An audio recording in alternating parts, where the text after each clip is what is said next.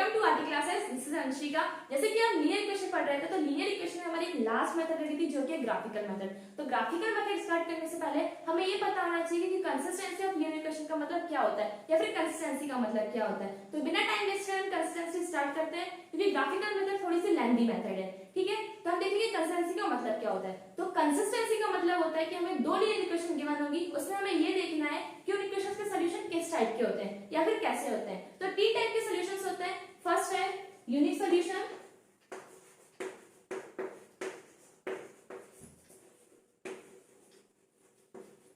इसको हम one solution भी कहते हैं, और सेकंड है मैनी सॉल्यूशन, जिसे हम इनफिनाइट सॉल्यूशन भी कहते हैं।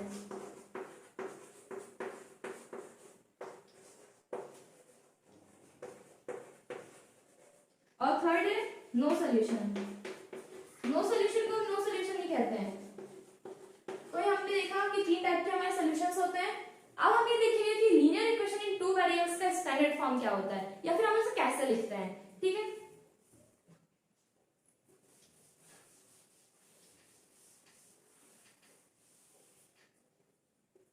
तो a1x plus b1y plus c1 is equal to 0, a2x plus b2y plus c2 is equal to 0। अब हम ये देखेंगे कि मैंने यहाँ पे 1 का यूज क्यों किया। 1 का यूज इसलिए किया क्योंकि ये इक्वेशन हमारी फर्स्ट होती है, इसलिए हमने यहाँ पे 1 का यूज किया।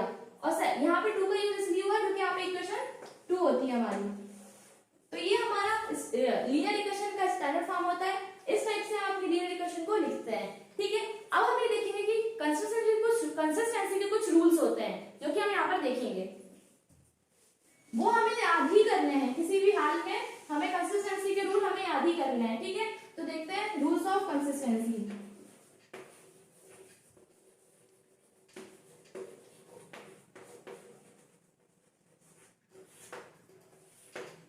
सबसे पहले a1/a2 is equal to b1/b2 is equal to c1/c2। तो जो a, b और c जो टर्म है, इनको हमें इज इक्वल टू के बराबर में लिख लेना है। ऐसे दो बार हम और लिखेंगे। a1/a2 is equal to b1/b2 is equal to c1/c2,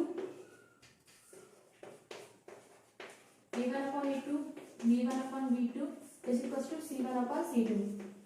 अब हम ये देखेंगे, सबसे पहले हमें क्या करना है, जो फर्स्ट कंसिस्टेंसी है उसमें हमें स्टार्टिंग में क्रॉस लगा लेना है। सेकंड कंसिस्टेंसी हमको तीनों ही टर्म को इक्वल में रखना है, और जो थर्ड कंसिस्टेंसी है उसमें हमें एंडिंग में क्रॉस कर लेना है। तो ये हमारी कंसिस्टेंसी तीन टाइप की होती है। अब हम ये देखेंगे कि इन कंसिस्टेंसी में कौन से सॉल्यूशंस होते हैं। तो फर्स्ट कंसिस्टेंसी में होता है यूनिक सॉल्यूशन, जिसे हम वन सॉल्यूशन भी कहते हैं। और सेकंड कंसिस्टेंसी में होता है मैनी सॉल्यूशन,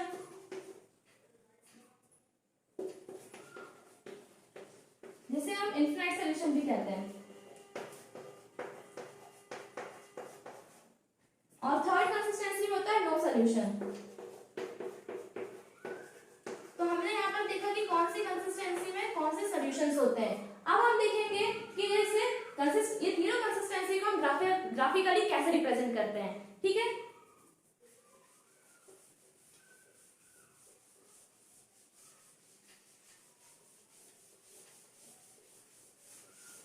तो हमारी फर्स्ट कंसिस्टेंसी में कौन सा सॉल्यूशन होता है, यूनिक सॉल्यूशन, यानी कि वन सॉल्यूशन।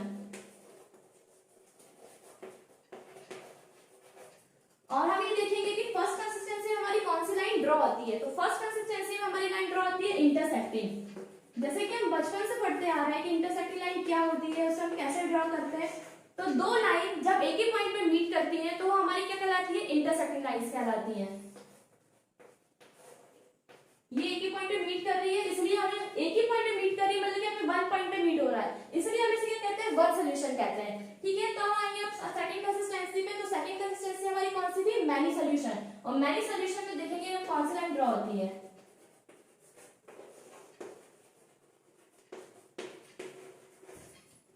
मैनी सॉल्यूशन में हमारी लाइन ड्रॉ होती है कंकरेंट लाइन, जिसे हम कोइंसिडेंट लाइन भी कहते हैं।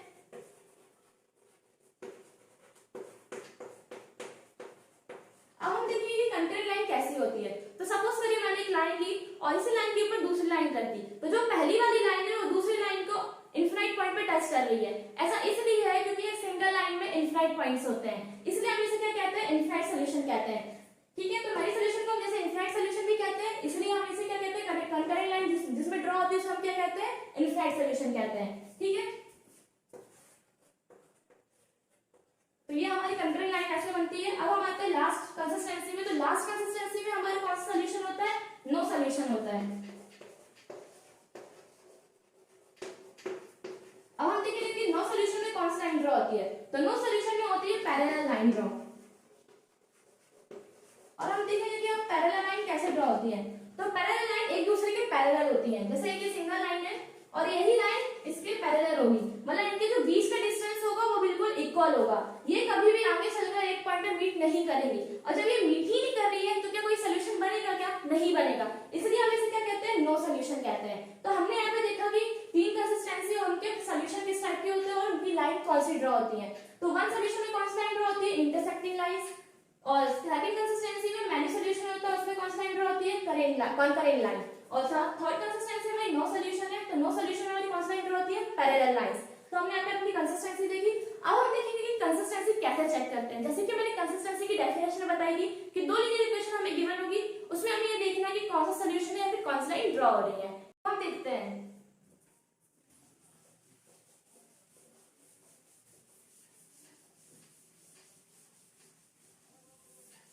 तो जैसे मैंने क्वेश्चन लिया 2x + 3y = 4 और 4x + 3y = 8। हमें यहाँ पर ये देखना है कि जो हमारी लीनियर इक्वेशन गिवन है वो कौन सी कंसिस्टेंसी को सेटिस्फाई कर रही है। ठीक है, तो ये हमारी इक्वेशन 1 है और ये इक्वेशन हमारी सेकंड है। और जब ये हमारी इक्वेशन 1 है इसलिए हम यहाँ पे a1 b1 और c1 ऐसे लिख लेंगे। अब हम देखेंगे कि हमारी a1 की वैल्यू क्या है। तो a1 की वैल्यू है 2 और b1 की वैल्यू है 3 और c1 की वैल्यू है 4। इसी तरीके से हम इक्वेशन सेकंड में भी एज इट इज लिखेंगे। तो a2 की वैल्यू है हमारी 4 और b2 की वैल्यू है 3 और c2 की वैल्यू है 8। अब हमें यहाँ पे लिख लेना है आगे a1/a2 = b1/b2 = c1/c2। अब हम यहाँ पे वैल्यू पुट अप कर देंगे।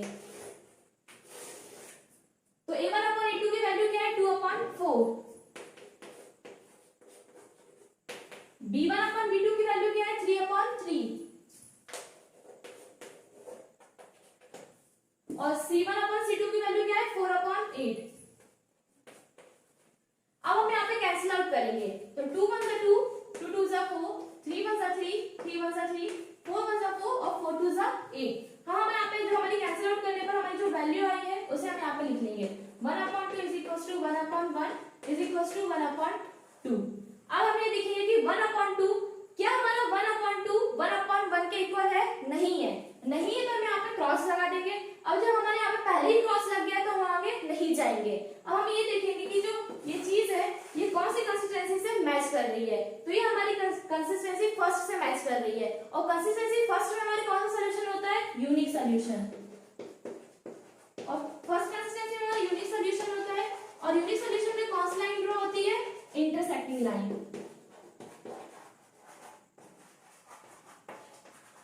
इंटरसेक्टिंग लाइन ड्रॉ होती है। ठीक है, तो इस तरीके से कंसिस्टेंसी चेक करते हैं हम। हमने यहाँ पे फर्स्ट क्वेश्चन किया, अब हम आते हैं सेकंड क्वेश्चन पर।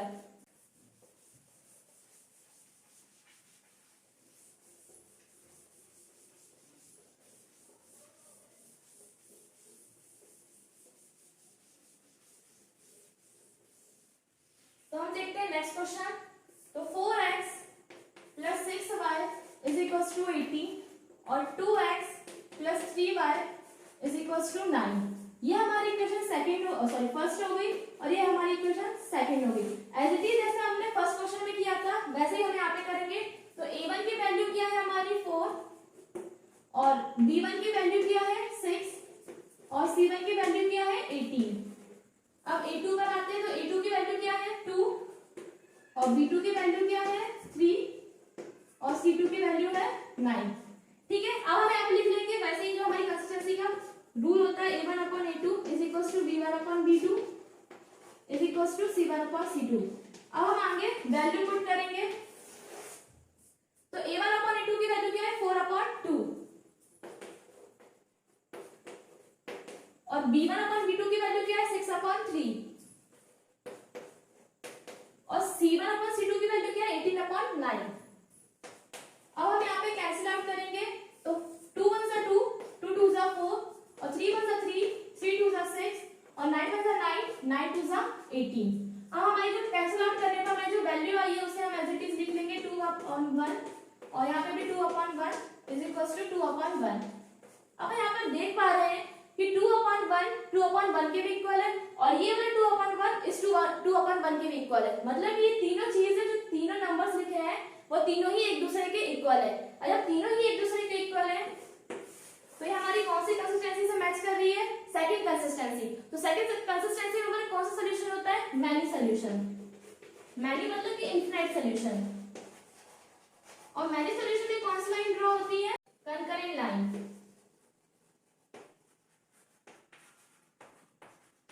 तो ये हमारा था सेकंड क्वेश्चन, उसमें कौन सा सॉल्यूशन होता है? Many solution. और कौन सी लाइन ड्रॉ हो रही थी? Concurrent line. ठीक है, अब हम आते हैं नेक्स्ट क्वेश्चन पर।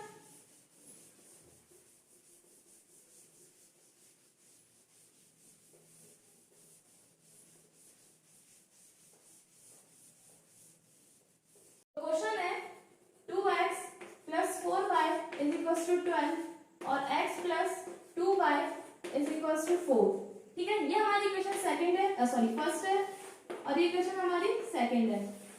ठीक है, एज इट इज वही करना है। a1 की वैल्यू क्या है 2 और b1 की वैल्यू क्या है 4 और c1 की वैल्यू है 12। अब a2 की वैल्यू है 1। एक वेरिएबल लिखा है, सिंगल वेरिएबल के आगे वहां पे 1 रहता है पहले से।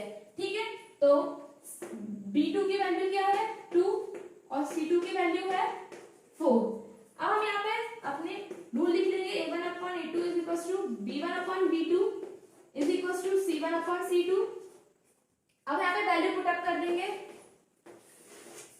तो a1 अपॉन a2 की वैल्यू क्या है 2 upon 1 is equal to b1 upon b2 की वैल्यू क्या है 4 upon 2 is equal to c1 upon c2 की वैल्यू क्या है 12 अपॉन 4। अब हम यहाँ पे कैंसिल आउट करेंगे तो ये तो कैंसिल होगा नहीं। अब यहाँ देखते हैं 2 1 जा 2 और 2 2 जा 4 और 4 1 जा 4 और 4 3 जा 12। अब हम यहाँ पे जो कैंसिल करके आंसर आए वो यहाँ पे लिख लेंगे 2 अपॉन 1 और यहाँ पे भी 2 अपॉन 1 और 3 अपॉन 1।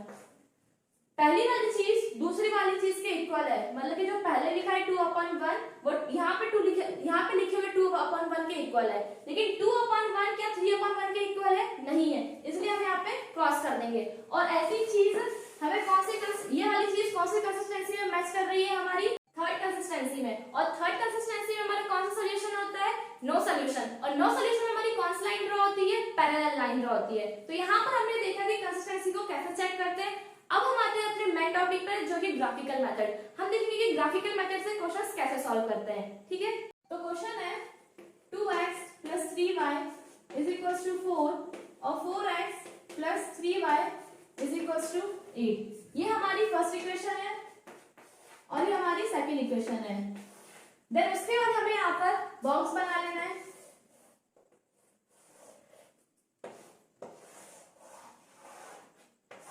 इस टाइप से हम यहाँ पे बॉक्स बना लेंगे।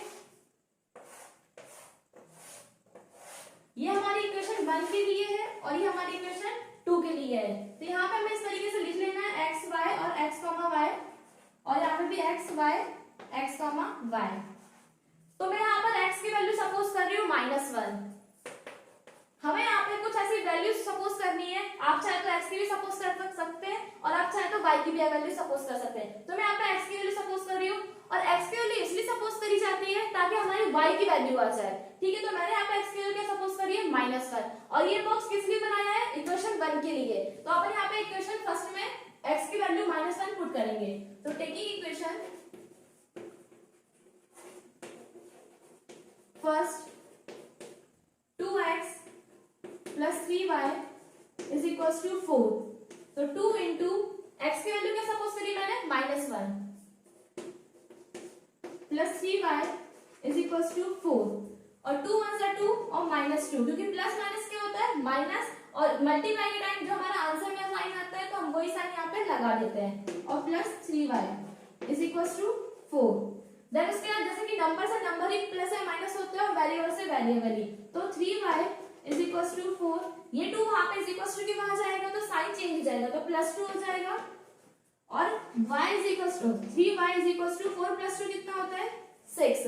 अब जैसे कि यहाँ पे हम हमेशा वेरिएबल की वैल्यू निकालते हैं, तो वेरिएबल को यही रहने देंगे और 6 एज इट इज, ये यहाँ पर मल्टीप्लाई में है, यहाँ पे आके डिवाइड में आ जाएगा। अब कैंसिल आउट करने पे हमारा आंसर क्या आ रहा है 2, मतलब कि जो हमारी y की वैल्यू आई है वो कितनी है 2। हमने यहाँ पर x की वैल्यू -1 सपोज करने पर हमारी y की वैल्यू क्या आई है 2 आई है।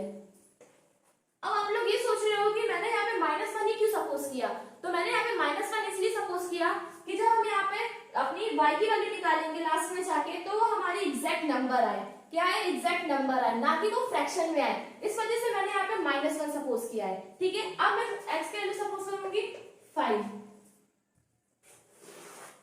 तो अब देखते हैं 5 रखने पर क्या आता है, तो 2x + 3y is equal to 4, तो 2 इंटू x की वैल्यू क्या है 5 + 3y इज इक्वल टू 4, और 2 5 से 10 + 3y is equal to 4, 3y is equal to 4, 10 को उस तरफ शिफ्ट करेंगे हम तो -10 हो जाएगा, तो 3y इज इक्वल टू 10 में से 4 को माइनस किया तो कितना हुआ 6, और ग्रेटर नंबर कौन सा है 10, इसलिए हम यहाँ पे माइनस का साइन लगा देंगे। अब हम हमेशा वेरिएबल की वैल्यू निकालते हैं तो -6 एज इट इज रहेगा, ये यहाँ पे मल्टीप्लाई में है तो यहाँ पे आके डिवाइड में आ जाएगा, तो 3 × 3 3 2 6, तो हमारी जो y की वैल्यू दूसरी आई वो कितनी आई है -2 आई है। ठीक है, अब हम यहाँ पे लिख देंगे x की वैल्यू भी मिल गई हमें और y की भी वैल्यू लिख दी, तो x, y मतलब कि इन नंबर्स को हम लिख देंगे यहाँ पर, तो -1 2, 2 और 5, -2। ठीक है, ये हमारी हमने फर्स्ट इक्वेशन से वैल्यूज निकाल ली। अब हम हमारे सेकंड बॉक्स पर आते हैं।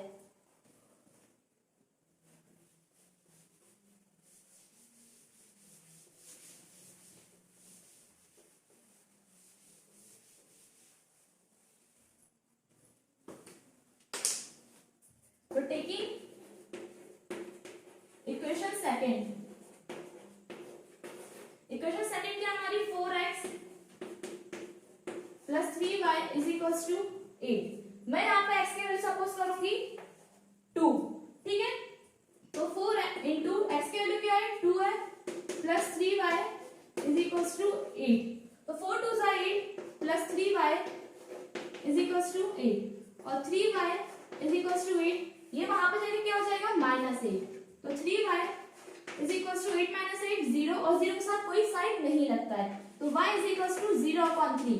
और जैसे कि मैंने फ्रैक्शन में बताया था कि अगर न्यूमरेटर में 0 हो तो हमारा टोटल आंसर क्या होता है 0 होता है, तो y की वैल्यू कितनी आई है हमारी 0 आई है। अब मैं यहाँ पर x की वैल्यू को सपोज करूंगी 5, ठीक है, तो हम यहाँ पर आगे देखते हैं 4x + 3y is equal to 8। अब यहाँ पे 5 को सपोज करेंगे, पुट कर देंगे x की जगह, तो 5 + 3y इज इक्वल टू 8, 4 5 से 20 + 3y 8, तो 3y इज इक्वल टू 8 - 20, ठीक है, 3y इज इक्वल टू, अब 8 में से 20 में से 8 को माइनस करेंगे तो कितना आएगा अपना -12, क्योंकि ग्रेटर नंबर के पास कौन सा साइन है माइनस का साइन है। अब y इज इक्वल टू -12, यहाँ पे मल्टीप्लाई में तो यहाँ पे डिवाइड में 3 1 से 3 3 4 से 12, मतलब कि अपनी जो y की दूसरी वैल्यू आई है वो क्या आई है -4, तो यहाँ पे हम लिख देंगे पहली वैल्यू क्या थी हमारी 0 और दूसरी वैल्यू y की क्या आई है -4।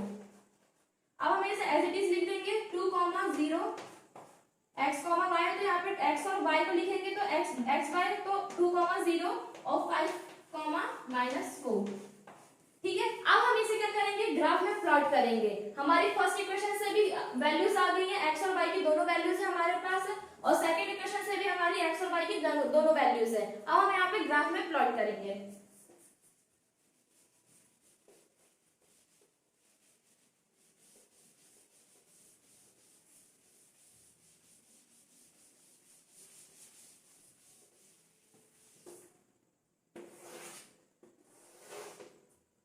यहाँ पे मिडिल पे 0 होता है, यहाँ हमारे पॉजिटिव नंबर्स होते हैं, और ये हमारे यहाँ पे नेगेटिव नंबर्स होते हैं।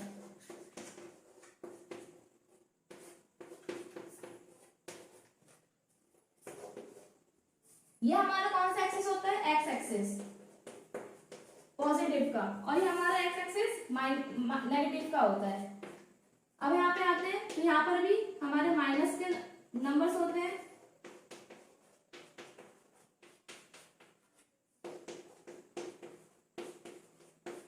और ये हमारे पॉजिटिव नंबर्स होते हैं। ठीक है, अब हम आते हैं, सबसे पहले हम देखेंगे कि यहाँ पे -1, 2, मतलब कि हमें सबसे पहले x, यहाँ पर x लिखा है, x की कौन सी वैल्यू है, -1, तो हम x एक्सिस पर देखेंगे कि -1 कहाँ है, तो x एक्सिस पे -1 यहाँ पर है, और उसके बाद फिर हमें कहाँ चलना है, 2 पर जाना, मतलब कि y एक्सिस पे 2 पे देखना है हमें, तो y एक्सिस कहाँ है हमारा, ये, और पॉजिटिव 2 है तो यहाँ पर आ जाएंगे हम, तो यहाँ पे हम प्लॉट करेंगे इस तरीके से। यहाँ पे हम लिख देंगे -1, 2, ठीक है। अब हम दूसरा देखेंगे तो 5, -2, तो 5 है यहाँ पर, और -2 मतलब कि आपको -2 चाहिए y एक्सिस पर, तो वो यहाँ पर है। ठीक है, हम यहाँ पे लिख देंगे 5, -2, देन उसके बाद हम इन लाइन को इस तरीके से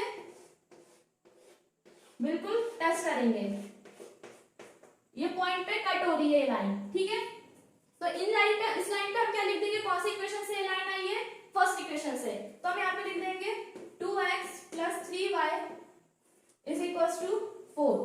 फर्स्ट इक्वेशन से हमारी ये वाली लाइन ड्रॉ हुई है। देन हम सेकंड इक्वेशन पर आते हैं, तो 2, 0 सबसे पहले हमें प्लॉट करना है 2, देन उसके बाद हमें कितने यूनिट चलना है, 0 यूनिट। 0 यूनिट्स का मतलब क्या है कि हमें यहीं पर रहना है, तो 2, 0, देन उसके बाद क्या है 5, -4, तो 5 और -4 कहाँ है, यहाँ पर,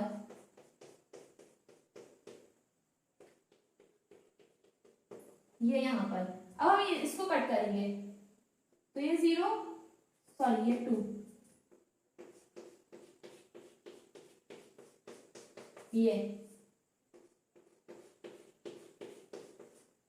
ये दोनों लाइन ही एक दूसरे को क्या कर रही है, इंटरसेक्ट कर रही है, मतलब कि ये दोनों लाइन एक दूसरे को कट कर रही है, इसलिए, और ये सेकंड इक्वेशन की लाइन है, तो सेकंड इक्वेशन क्या थी हमारी, 4x + 3y